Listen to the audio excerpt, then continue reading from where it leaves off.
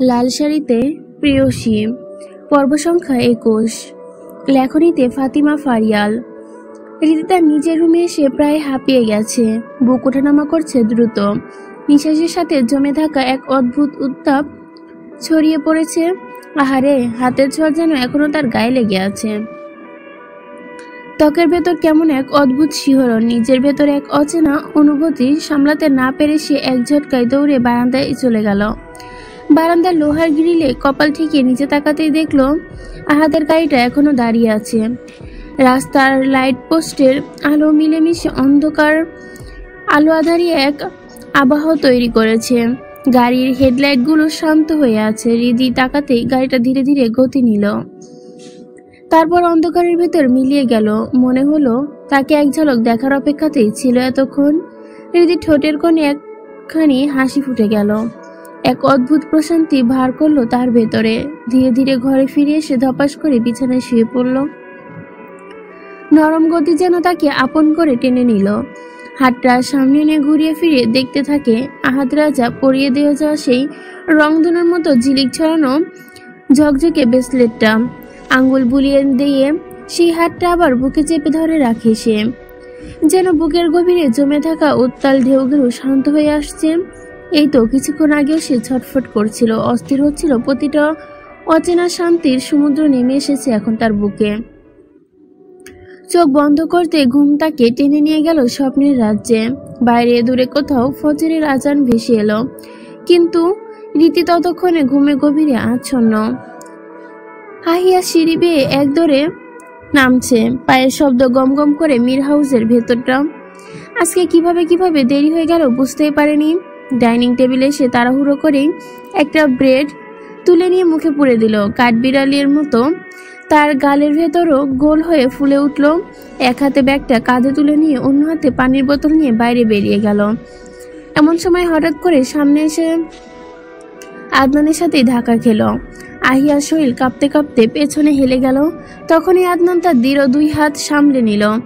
আটকে উঠে চোখ তুলে তাকাতে স্থির হয়ে গেল আহিয়া। আশ্চর্যের শ্বাসরুদ্ধ বন্ধ হয়ে গেল, শব্দ যেন বেরোই হলো না আহিয়ার ঠোঁট থেকে। আদনান ভাই। মুখে খাবার থাকায় কথাটাও স্পষ্ট শোনালো না। গালের ভেতর এখনো ফুলে আছে। তার মুখ থেকে যেন এক অদ্ভুত সরলতা ঝরে পড়ছে। আদনান থমকে দাঁড়িয়ে রইল। তার কালো গভীর চোখ এক ধরনের অস্থিরতা খেলা করছে। সেই অস্থিরতাতেই সে লুকিয়ে রাখতে চেয়েছিল বহুদিন, আজ যেন আর সামলাতে পারল না। বুকের ভেতর জমে থাকা অগ্নিঝড় যেন জ্বলে উঠছে এক মুহূর্তে। কবে বুঝবি বল?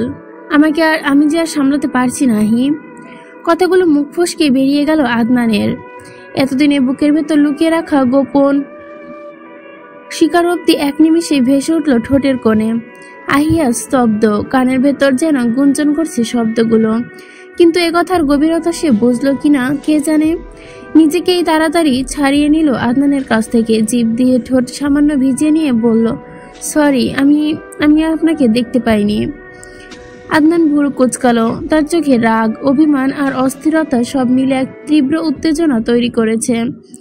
আহিয়া তার চোখে সেই গভীরতা না বোঝার ভান করে দ্রুত প্রশ্ন ছুড়ে দিল, আদনান ভাই, আপনি না চলে গিয়েছিলেন, তাহলে আবার ফিরে এলেন যে?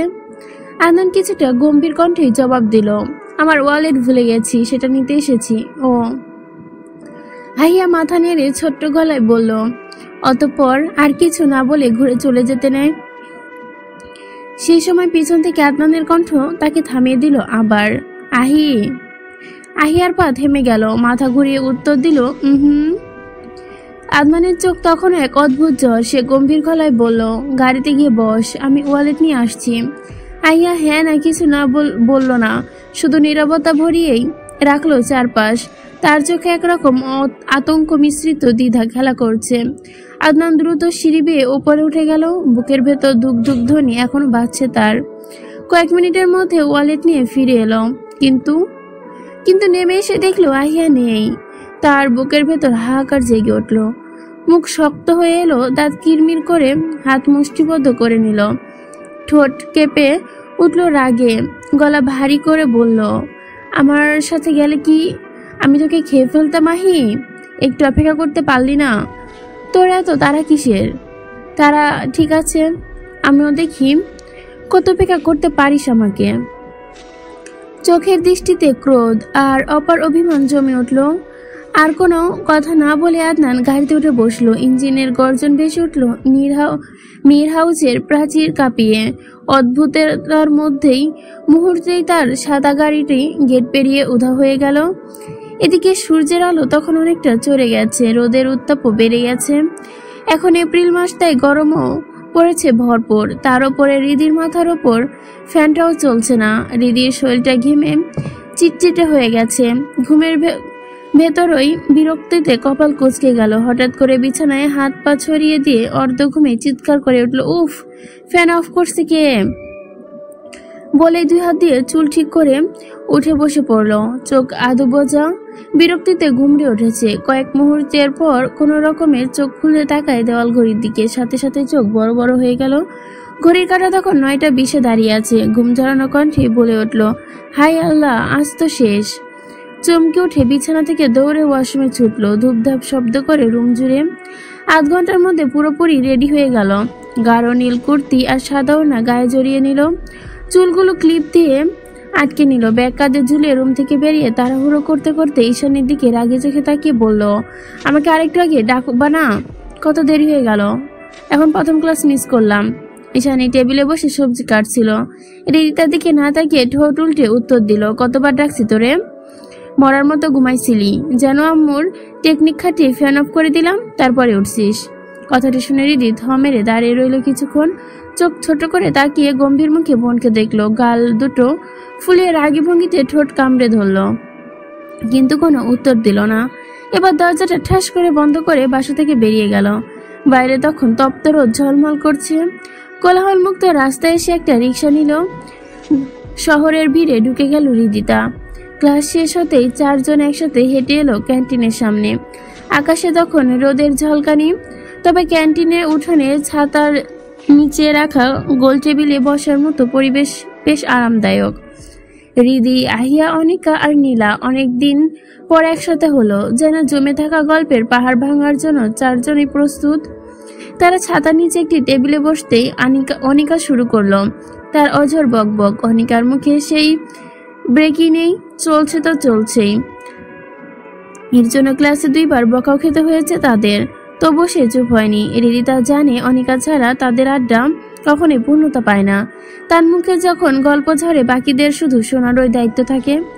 এদিকে কখন থেকে নীলা গাল ফুলিয়ে চুপচাপ বসে আছে, না হাসছে না কথা বলছে। আহিয়া খেয়াল করলো বিষয়টা। হালকা ঝুঁকে এসে টোকা দিল নীলার কপালে, কিরে, তোর সমস্যা কি? এমন ফুলে বসে আছিস কেন? নীলা ধীরে ধীরে চোখ তুলল, মুখে কোনো কথা নেই, কেবল মাথা নেড়ে জানালো কিচ্ছু হয়নি। হৃদি সেদিকে তাকে প্রশ্ন করলো, তাহলে চুপ করে বসে আছিস কেন? ভালো লাগছে না। সেটাই তো, কেন ভালো লাগছে না বলবি তো? নীলা নিঃশ্বাস ফেলে গম্ভীর কণ্ঠে বলল, এমনি। অনিকা হঠাৎ করে হাত তুলে সবাইকে থামিয়ে দিয়ে বলল, আচ্ছা বাদ দে সব, এখন বল তামিমের খবর শুনছিস তোরা? একসাথে 3 জন মাথা নাড়ল, না, কি খবর? অনিকা এবার আরো ঝুঁকে এসে টেবিলের মাঝখানে তাদের 4 জনের মাথা এক করে চারপাশে ভিড়ের মতো যেন তারা নিজেদের আলাদা জগৎ তৈরি করলো। অনিকা চাপা কণ্ঠে বলল, শুনিস নাই, তামিমের নাকি ইউনিভার্সিটি থেকে ট্রান্সফার করে চট্টগ্রামে পাঠিয়ে দিয়েছে। কথাটা শুনে হৃদির বুকটা হালকা কেঁপে উঠল। টেবিলে বসার ভঙ্গি বদলে সোজা হয়ে বসল। তামিমকে বদলির পেছনে একটা অদৃশ্য হাত আছে, আর সেই হাতটা যে ভালো করে চেনে। সেই হাতটা হলো আহাদ রাজা মীরের। মুহূর্তে হৃদির মনে অদ্ভুত এক শূন্যতা তৈরি হলো। মন খারাপ হলো তার, তবে একই সাথে তামিমের ওপর রাগও হলো। সে তো তামিমকে শুধু বন্ধু ভেবেছিল, অথচ বন্ধুত্বের আড়ালে তামিমের এমন ভিন্ন নজর ছিল যা সে কল্পনাও করতে পারেনি। ভাবনার জগতে ডুবে থাকা হৃদিকে দেখে আহিয়া কৌতূহল নিয়ে বলল, কি রে, কি এত ভাবছিস? হৃদি ধীরে একটা দীর্ঘশ্বাস ছেড়ে বলল, শেক্সপিয়ার ঠিকই বলেছিল, একজন ছেলে কখনো একজন মেয়ের বন্ধু হতে পারে না। আমি তামিমকে বন্ধু ভাবলেও তার চোখে আমি অন্য কিছু ছিলাম, যা আমি কখনোই কল্পনা করতে পারিনি। আহিয়া মুখ টিপে হেসে বলল, এটাই স্বাভাবিক। আমার খাট্টাস ভাই যদি তোর প্রেমে পড়তে পারে, তাহলে তামিমকে চিনিস। কথা শুনে রিদি গাল হালকা লাল হয়ে উঠল, লজ্জায় মাথা নামিয়ে ফেললো সে। আনিকা আর আহিয়া একসাথে হো হো করে হেসে উঠল তাদের হাসি শব্দে। ক্যান্টিনের ভিড়ে কয়েকজন ঘুরে তাকালো অবাক হয়ে। ঠিক তখনই অনিকা চোখে পড়ল রিদির হাতে ঝলমল করা ব্রেসলেটটা।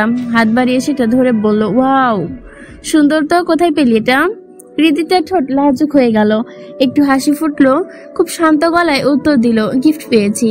অনিকা চোখ কুচকে তাকালো, কিন্তু আর কোনো প্রশ্ন করলো না, হয়তো বুঝতে পেরেছি কিছুটা। তাদের আড্ডা চললো আরো কিছুক্ষণ। অবশেষে যখন আড্ডা শেষের পথে, তখন পরিকল্পনা হলো একসাথে একটু শপিং করবে। আহিয়ার প্রস্তাবে বাকিরাও রাজি হলো। রিদি জানালো সে ফোন কিনবে। হাসি আর কোলাহলের মাঝে চারজন উঠে ভার্সিটির গেট পেরিয়ে বেরিয়ে যায়। তবে শাহবাগের কাছাকাছি আসতেই পরিবেশ বদলে গেল। শহরের রং বদলে গিয়ে এক গভীর অচেনা হট্টগোল ধারণ করলো সবকিছু। চৌরাস্তায় নির্বাচন প্রচারের ঢেউয়ের মিছিলের সমাবেশ, সবকিছু মিলেমিশে এক বিশ্রী কোলাহল তৈরি করেছে। ঠিক তখনই হঠাৎ করে বিরোধী দলের কিছু গুপ্তচর ভিড়ে ঢুকে পড়েছে, আর তারপরে শুরু হলো গুলাগুলি। রিদি আর তার বান্ধবী গাড়ি থেকে নেমে পড়লো। ড্রাইভার সামনে যেতে সাহস পাচ্ছে না, পিছনে বা সামনে কোথাও নিরাপদ নেই। চারপাশে লোকজন চিৎকার করে ছোটাছুটি করছে। অক্রোশ আর ভয় সবকিছু মিলেমিশে শাহবাগ চত্বর এক অদ্ভুত অরাজকতা, যেন পুরো শহর কাঁপছে। উঁচু মঞ্চ হতে অহরহ বক্তৃতা চালিয়ে যাচ্ছে আহাদ রাজা।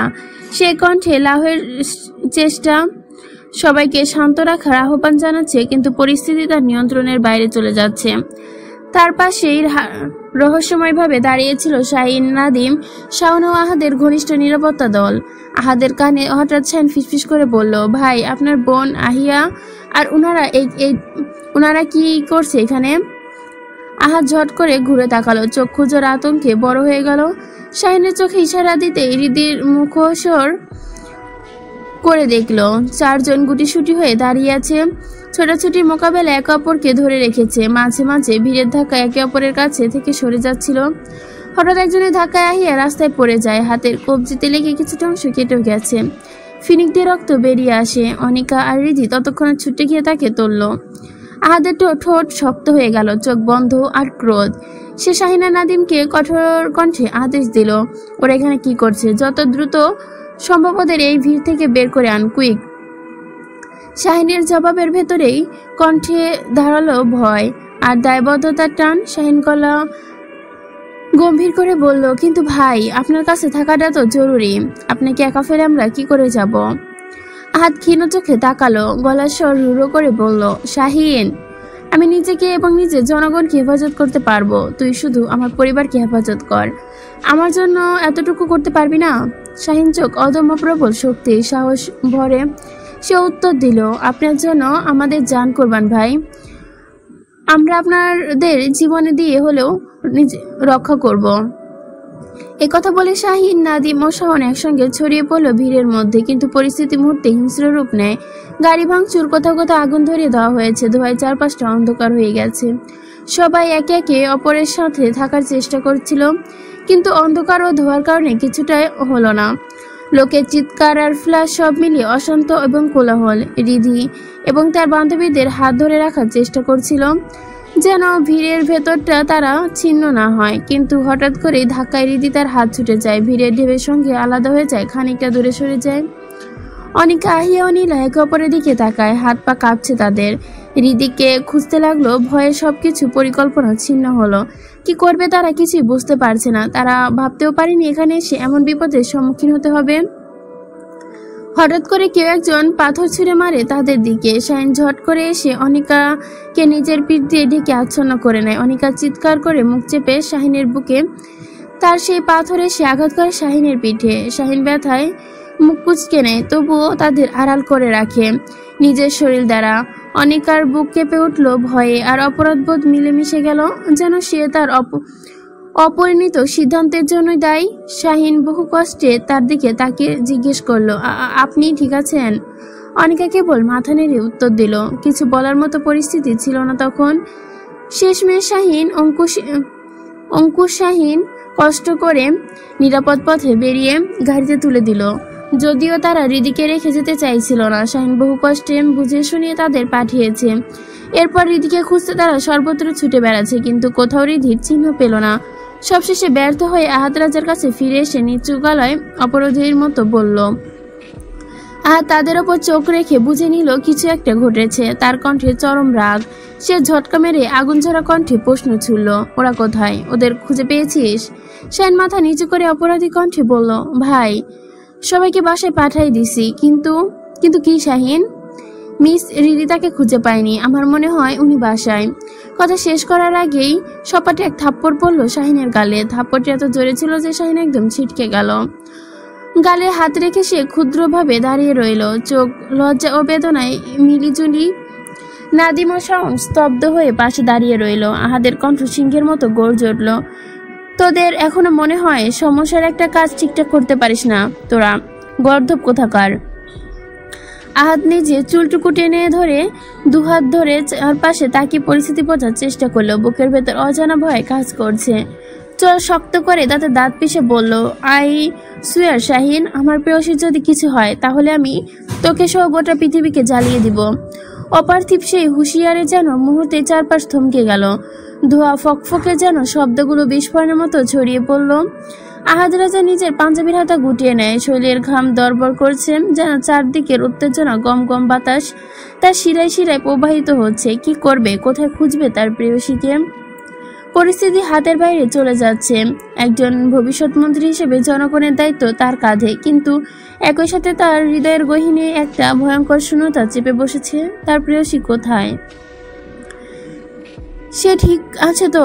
এক সেকেন্ডের জন্য চোখ বন্ধ করে নিল আহাদ। বুকের ভেতর ভারী ঢাকের মতো বাজছে হৃদস্পন্দন। হঠাৎ করে কানে এলো এক কাঁপা কাঁপা কণ্ঠস্বর, যেন মৃত্যুর অন্ধকারে আলো জ্বলে উঠল। এই যে শুনছেন?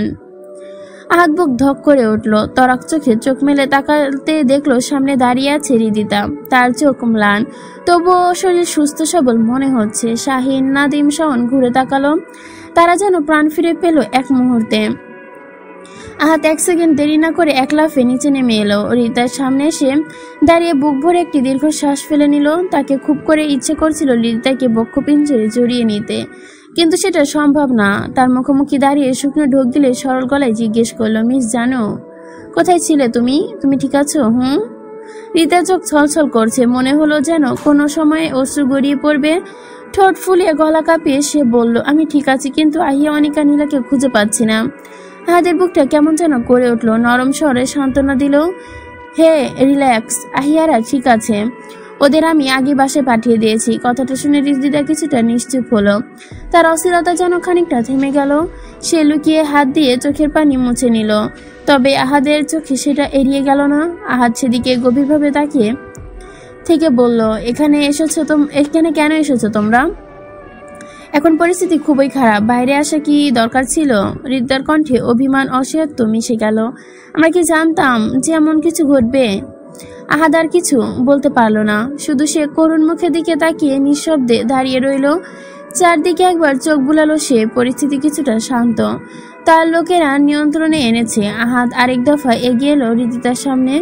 মুখ খুলে কিছু একটা জিজ্ঞেস করে বলবে, ঠিক তখনই হঠাৎ করে রিদিতা আতঙ্কে চিৎকার করে উঠল, সরে যান। এক ধাক্কায় আহাদকে সরিয়ে দিল পাশে। আহাদ কিছু বোঝে ওঠার আগেই সে ছুটে আসে একটা বুলেট শোষ করে এসে রিদিতার গা ঘেঁষে গেল। সঙ্গে সঙ্গে ধপ করে লুটিয়ে পড়ল রিদিতা। আহাদের দুনিয়া থমকে গেল। পাথরের মূর্তির মতো স্তব্ধ হয়ে আছে সে। কয়েক মুহূর্তে সে শুধু স্থির হয়ে তাকিয়ে রইল সে নিস্তেজ মুখের দিকে। এমন শক্তপোক্ত মানুষটাও হাঁটু কাঁপছে, বুক দুলছে। মুহূর্তে শরীর থেকে সব শক্তি যেন হারিয়ে গেল। হাঁটু কাঁপ দিয়ে ধীরে ধীরে বসে পড়ল প্রেয়সীর মাথার কাছে। শাহিন আর গার্ডরা দ্রুত ঘিরে ফেললো চারপাশ। আহাদ কাঁপা কাঁপা হাতে রিদিতার মাথা তুলে নিল নিচের উরুর ওপর। নিঃশ্বাস ভেঙে আসছে তার। এলোমেলো চুলগুলো সরিয়ে ভঙ্গুর কণ্ঠে ডাকলো, রিদি জানো, চোখ খোলো, একবার তাকাও আমার দিকে, এই তাকাও না। আঙ্গুলগুলো অস্বাভাবিকভাবে কাঁপছে তার। সে আবারও ডাকলো, এই আল্লাহর বান্দি, এই তাকাইতে বলছি না আমি, তাকা আমার দিকে।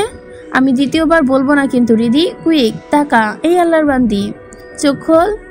কোনো সাড়া নেই। আহাদের চোখে আগুন ঝরছে। কণ্ঠে জমে থাকা রাগ চিৎকার করে বের হয়ে এলো, জানো, তাকা বলছি।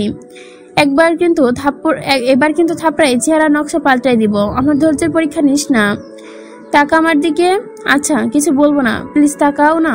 এই একবার তাকাও। তখন শাহিন এসে হাতের কাঁধে হাত রাখলো, নরম গলায় বলল, ভাই উনি ঠিক আছেন, জাস্ট অজ্ঞান হয়ে গেছে।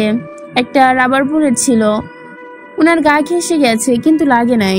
উনি আতঙ্কে জ্ঞান হারিয়েছে, চিন্তার কিছু নেই। আহাদের বুকের ভার কিছুটা নামলো, তবুও চোখে লেলিহান আগুন জ্বলছে। সে শক্ত করে হৃদিকাকে কোলে তুলে নিল, দাঁতে দাঁত চেপে শাহিনের দিকে তাকিয়ে কাঠিন্য ভরা কণ্ঠে জিজ্ঞেস করলো, শাহিন তোর এদিকটা সামলা, চাচু কিছুক্ষণের মধ্যে আসবে, আমি ওকে নিয়ে হাসপাতালে যাচ্ছি। ও সুস্থ হলে আমি আবার ফিরবো, ততক্ষণ পর্যন্ত সব তোরা সামলে নে, ঠিক আছে? ঠিক আছে ভাই। শাহিন সম্মান জানিয়ে মাথা নত করলো, গার্ডরা দুটো হাতকে ঘিরে রক্ষক বলয় তৈরি করলো। গুলি পর্যন্ত ধোয়ার অন্ধকারের পেছনে ফেলে তারা দ্রুত হাসপাতালের দিকে ছুটল।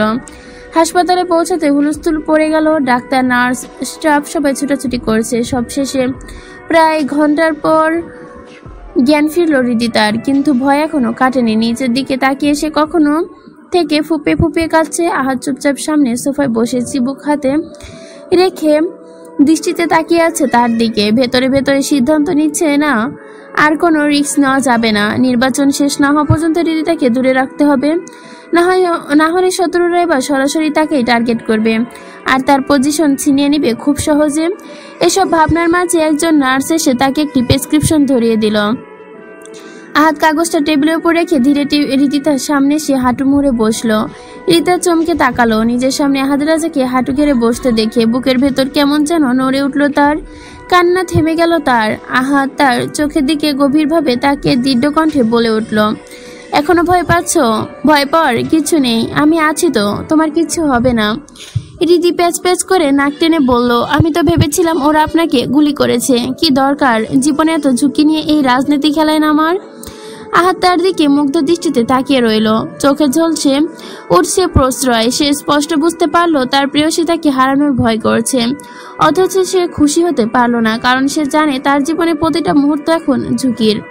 মৃত্যুর হাতছানি দিচ্ছে তাকে, অথচ তাদের প্রেমের অধ্যায় এখনো শুরুই হয়নি। একটা ভারী নিঃশ্বাস ফেলে পকেট থেকে একটা সাদা রুমাল বের করলো, হৃদিতার হাতে দিল। হৃদিতার বিন্দুমাত্র দ্বিধা না করে নাক চেপে ধরে ফ্যাত ফ্যাত করে পরিষ্কার করলো।